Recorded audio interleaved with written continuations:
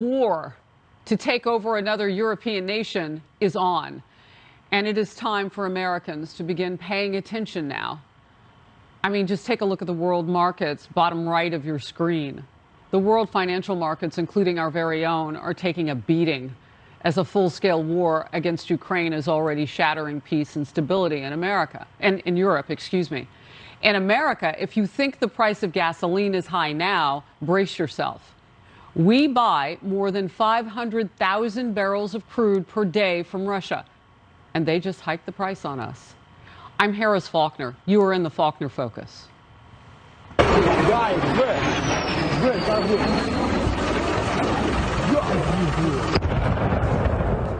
For months, we have witnessed the Russian president, Vladimir Putin, massing tens of thousands of military forces surrounding Ukraine on three sides.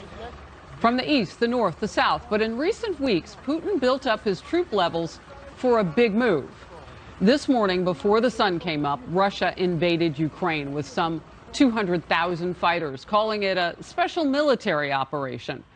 Those troops going to war under the guise of protecting people in two breakaway regions inside of Ukraine. Of course, we know there are a number of Russians who've been living in those eastern Ukraine regions.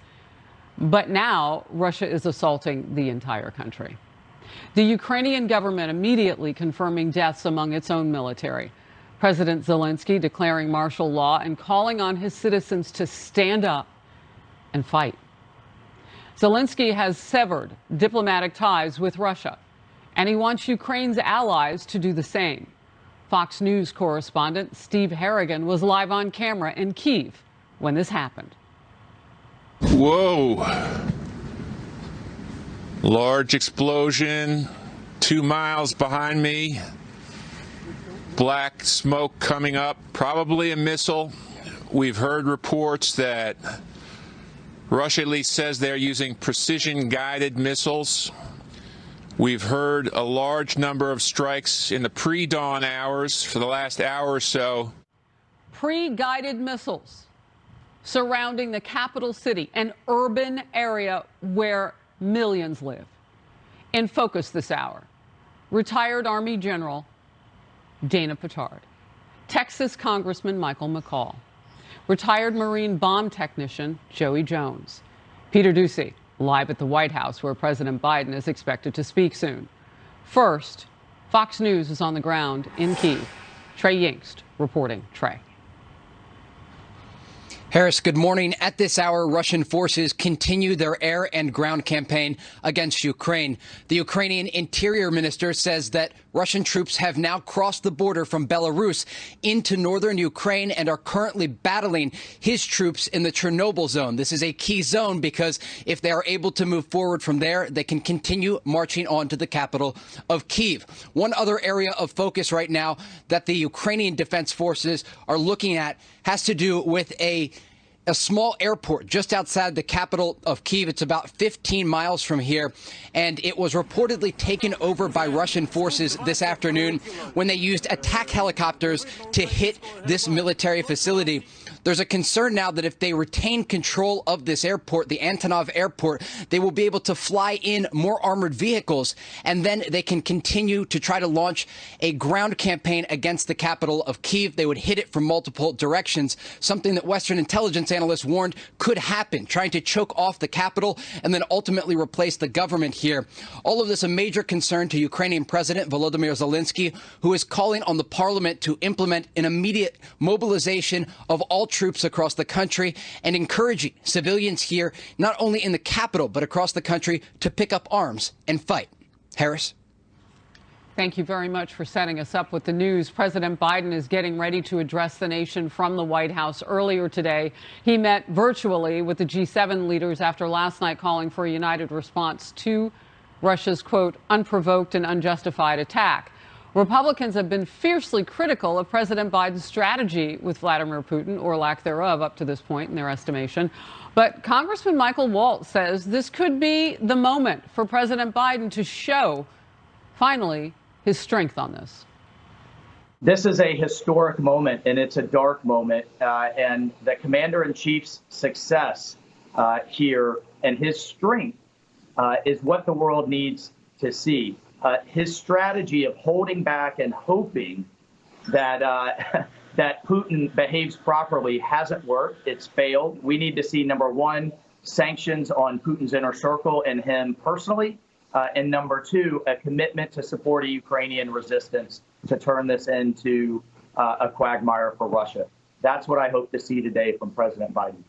Peter Doocy live at the White House. And Peter, one of the things as reporters that we would want to know about is the stakes for the American people. Of course, we have a heart for the people of Ukraine, but Americans want to know, what is the gasoline price going to look like now? And I've asked how high they think gasoline prices could go here. They're not putting a precise number on it, but they are warning Americans here that the price of defending our values or helping somebody defend their values, shared values overseas, is going to be a financial burden here by way of increased energy prices, among other things. Now, we do have an update. We just heard from the White House. The president is done consulting with the G7 leaders virtually. They talked for about 90 minutes. We understand that late last night, the president got a briefing from his national security team and also from the Ukrainian President Zelensky. And Biden says, he asked me to call on the leaders of the world to speak out clearly against President Putin's flagrant aggression and to stand with the people of Ukraine. President Biden is also promising a new batch of sanctions on the Russians. A senior administration official tells me there will be some significant ones in there. We know sanctions against Putin directly, personally, are on the table. Those would be designed to isolate him from the outside world financially, but it's unclear if officials are going to use that now or if they're going to wait for Putin to do something even more aggressive. It has been now 2 full days since the president's last public comment on camera about Russia, so there is a lot of buildup ahead of these 12:30 remarks.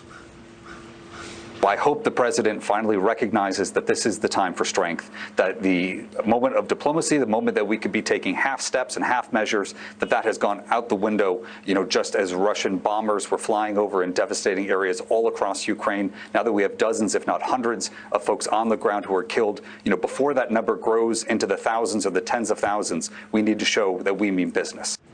There's more activity than usual here at the White House so far this morning, and I'll note that we've reached out to the vice president's team to see how involved she is with this, who she has been talking to, but we haven't heard back. Harris? Such a valid question to ask. I mean, that was the person that they sent in place of Secretary Blinken when he had to, scurry over to the UN when the Russian Federation president was speaking earlier this week. They sent Kamala Harris, the vice president, in his place to Munich. So it's critical to know, well, what calls can she be making while the president talks to the United States today? Peter Doocy, thank you. We'll cover it as it happens, of course. Dana Petard is a retired U.S. Army Major General, active duty for 34 years. He's also author of the book Hunting the Caliphate, America's War on ISIS and the Dawn of the Strike Cell. General, thank you for being with me. I don't know if you could hear Peter Doocy right then, but there was actually a line in his reporting that talked about, well, we're waiting to see what the White House would do if they want to wait out and see if Putin's going to make a bigger move. What's bigger than invading a nation? Well, good morning, Harris. Well, obviously, invading a nation is huge, and this is the time we need to get behind our president, and we as Americans get behind the country on this.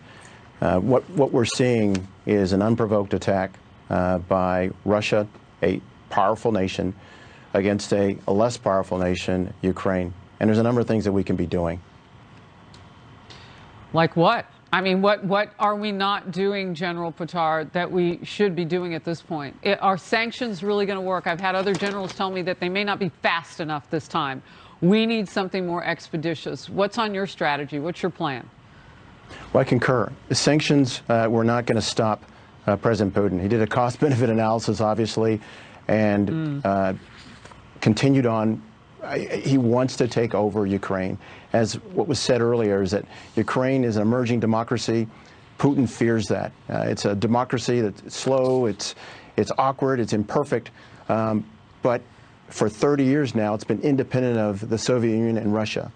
And President Putin wants to have Ukraine to be either a part of Russia or at least change the government so it's favorable. But here's some things that we could do. One is we can commit to having permanent military bases on NATO's eastern flank in Central and Eastern Europe, like in Poland and Romania, in Bulgaria, and in the Baltic states. We have not been doing that. What we've been doing is rotating forces in. But we can send a firm signal to Putin and Russia by having permanent bases there. We also need to develop a Black Sea strategy, which may include closing the Bosphorus Straits to Russian naval vessels as well as trade. And that would be huge, obviously working with Turkey, but that's a part of a NATO strategy. And then being absolutely relentless in our diplomatic and economic sanctions, relentless with that. Then I think lastly would be to continue to reinforce, but in a bigger way, as far as military aid, weapons, lethality to the Ukrainian forces that are trying to fight Russia at this point. And what we're also seeing right now is the Ukrainian forces are putting up a resistance. It's not they're not falling apart yet, but they need assistance. Yeah, and when you say the word "yet," that's the problem, because when the leader of that country, Ukraine, Zelensky, said to his citizens, "Stand up and fight," we're talking urban warfare now. If they move into Kyiv, I mean that is a crush of people there. You see them trying to get out. I don't know if we've got the video of all the cars. I mean, but they can't get out fast enough, General Petard. It's hundreds of thousands of people on the move at the same time, and Russia knew this. We had to have known this. But what you talk about with the Black Sea and the strategy there of blocking the commerce by Russia is huge. And we've got the 3,000 troops in Poland. But really, permanent military bases in those NATO countries, would that have even been part of any scheme if we had handled this differently and put the sanctions on early? I just want to get your take on that. Well, again, sanctions made Europe and America feel good that, oh, we're doing something. Oh, boy. But in fact, as far as Russia was concerned, their goal was to take Ukraine again, or change the government. And so sanctions weren't going to stop the forces of Putin. However, another thing that Putin doesn't want to see is NATO unified and NATO militarized up to his border. The permanent bases would actually do that in NATO countries, but permanent U.S. and NATO bases. Would they do that with us, though? Would that be okay with them? I mean, because when the president, look, the New York Post op-ed argues it this way, that Biden's presidency has made the U.S. look weaker to Putin by long before Putin invited a Ukrainian invasion, the president did, rather, by suggesting a minor incursion.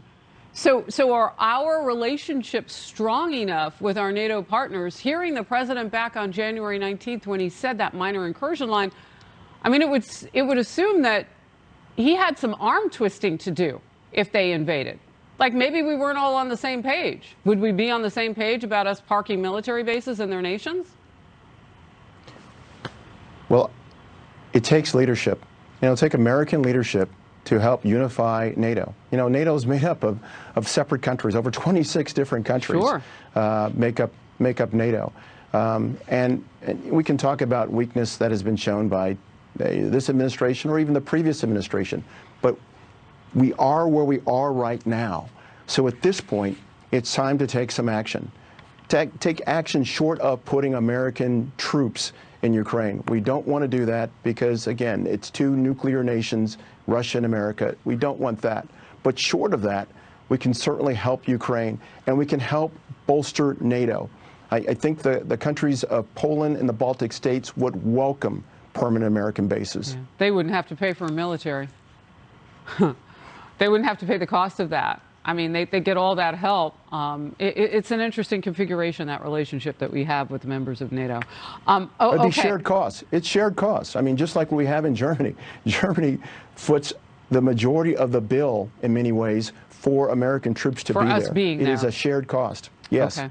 26% in recent polling of the American people don't want to see our military on the ground in Ukraine. So you're absolutely right. There are a lot of reasons why we should not do that.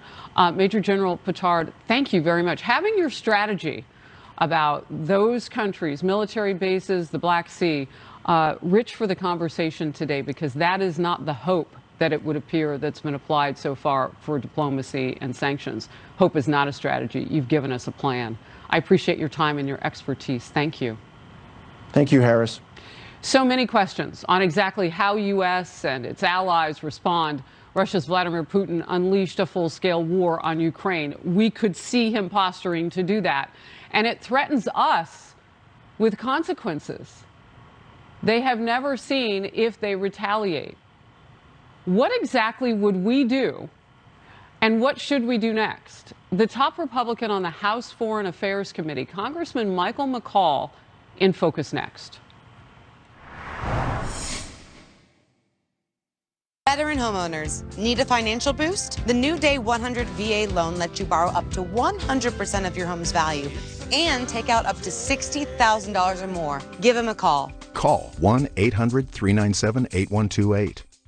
Veteran homeowners, New Day wants to help you use your VA home loan benefit to get more. More cash, more savings, more peace of mind. The New Day 100 VA loan lets you borrow up to 100% of your home's value. Up to the capital of Kiev right now. There's a real fear in this city. Get up-to-the-minute reports from the front lines. Stay with Fox News Channel. Selling a home is expensive and stressful. So we set out to create a better home selling experience with a network of the most successful real estate agents in America that'll sell your home for as little as a 2% commission. The icing on the cake with the Ideal Agent was that we saved $12,000 in commissions. We would definitely use Ideal Agent again. The whole process was so positive for us. Excellent service. Getting right to the point, hiring Ideal Agent, I wish we would have done that sooner, and we would have saved 6 months of time and mortgage payments that would have probably never happened if we would have just gone with them first. They were so stress-free, the whole process was amazing, and I would definitely recommend them. We certainly recommend Ideal Agent now to all of our family, all of our friends. It's just a great experience. We are not a discount brokerage. These are top local agents that'll get you the best results. I haven't seen a crisis like this, very candidly, since the Cuban Missile Crisis. Look, I hate to say this, and it sounds terrible, but it's basically a lost cause. And what I mean by that, the Russians have got overwhelming force. They can beat the Ukrainians. And I would say to the president, I'd walk into the Oval Office this morning and say to President Biden, Mr. President, you're now a wartime president, and you need to start acting like a wartime president. This is just not Ukraine. This is just not Europe. This is how the whole world is going to look at you. General Kellogg there on the dire situation in Ukraine, where Russian artillery is striking and targeting key Ukrainian cities. It began hours ago, pre-dawn their time, about 5 a.m. Following a televised message released by President Vladimir Putin, where he announced a special military operation. In the video, Putin seems to threaten the United States, warning that countries attempting to interfere with Russian actions would face, quote-unquote, consequences they've never seen. National security correspondent Jennifer Griffin is live at the Pentagon. That is quite a threat. Well, Harris, it's actually ballistic missiles that Russia is targeting Ukraine with, and there have been more than 100 of those ballistic missiles fired overnight. I just came out of a briefing with a senior U.S. defense official in which we got the latest update, and I was told we would describe this as the initial phase. Expect this to unfold in multiple phases.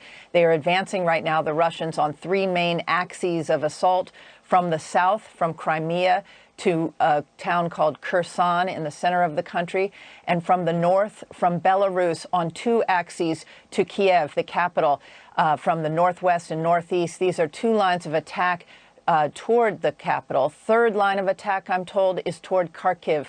That is that second largest city in the east of Ukraine. The heaviest fighting is around Kharkiv, we're told, including air insertion of Russian forces there.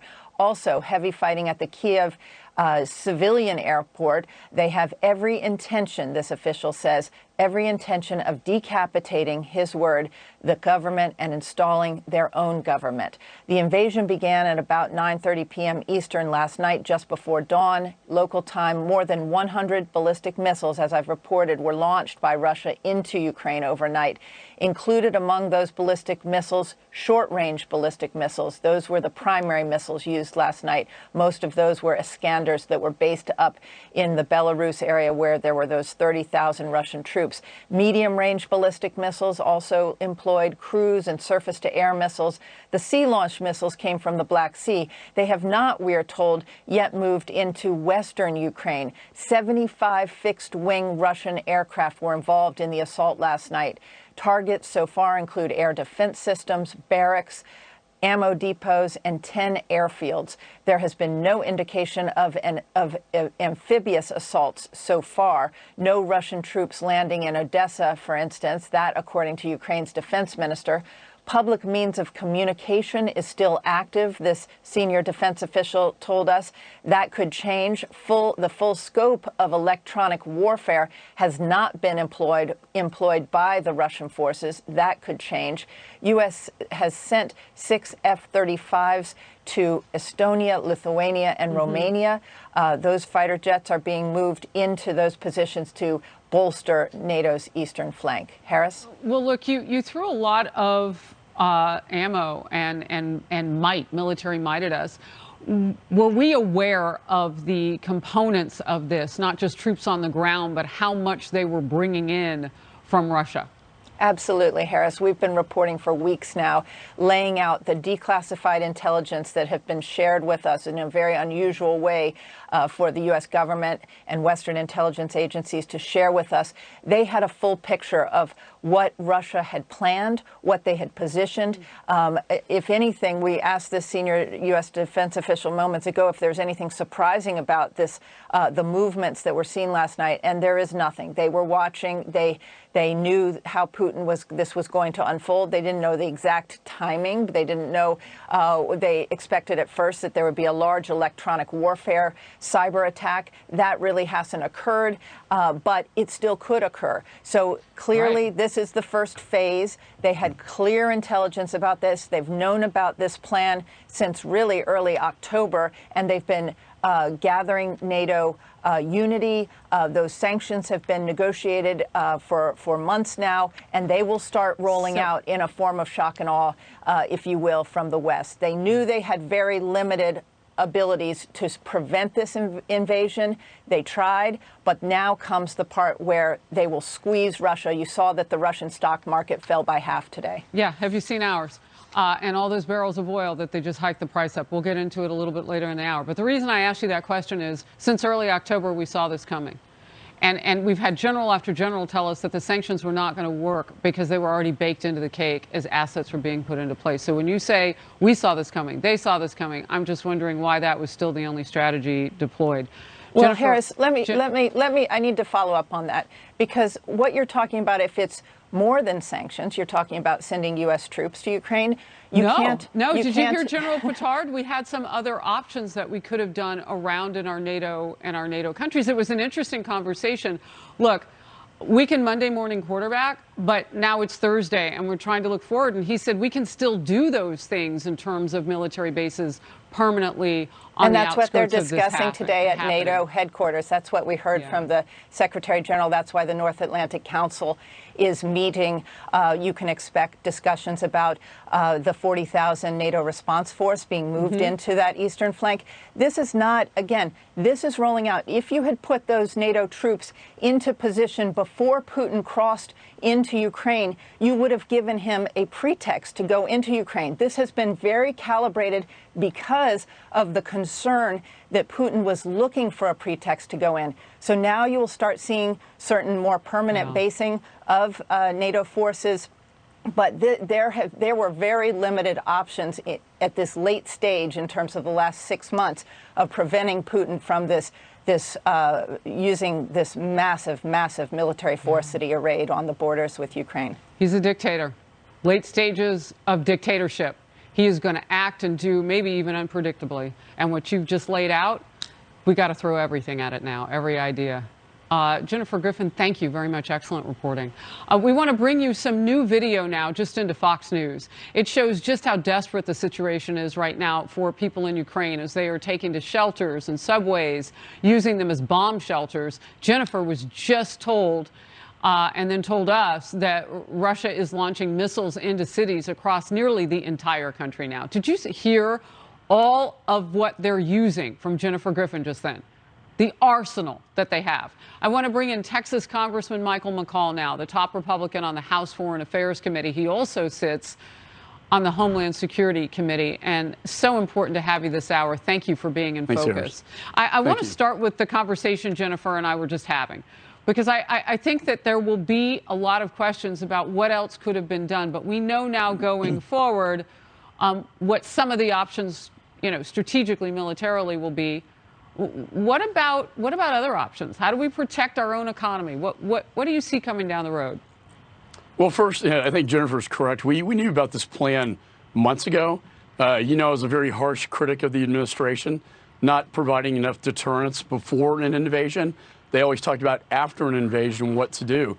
And so, like Teddy Roosevelt said, it's time to carry the big stick. It's time for the big stick now.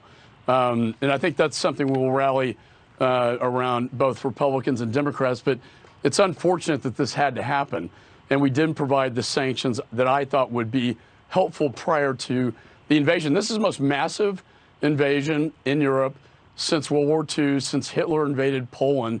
To put it in perspective, what you're going to see now, and this, we would game out these options, right, Harris, about what's the worst case scenario, what's the least bad scenario. This is the worst case scenario.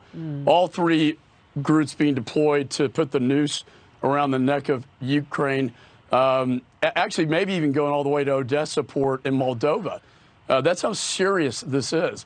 And we have to respond with serious sanctions on Putin, who's an international pariah with blood on his hands. And we need to do it soon. And we have to be unified, the G7 and NATO, in doing that. And so I think we'll hear from the president, but in Congress, we're looking at those sanctions as well. And lastly, let's look the resistance we're going to see in Ukraine that are fighting the Russians right now. We have provided ammunition and sniper rifles and javelins that I signed off on in my position, and we'll probably end up giving them more. So, you probably heard General Kellogg say just moments ago, because we played a little bit of his interview from Fox and Friends, basically this is a lost cause just in terms of Russia taking Ukraine. And we know that he thirsts, obviously, Putin does, for the yesteryears of the Cold War and Soviet Union. Yeah. But what else could he do at this point? He's got Crimea. He's taking Ukraine. I mean, what exactly does he want? He wants the old empire back, and this is a every legacy single issue. country of that. Well, that's the, as you know, Ukraine's not NATO. Article 5 is not triggered. 100%. We're not going to put boots on the ground in Ukraine. But if he goes into the Baltic states or Romania, then Hungary, then or Poland, very nervous right now. That would trigger Article 5.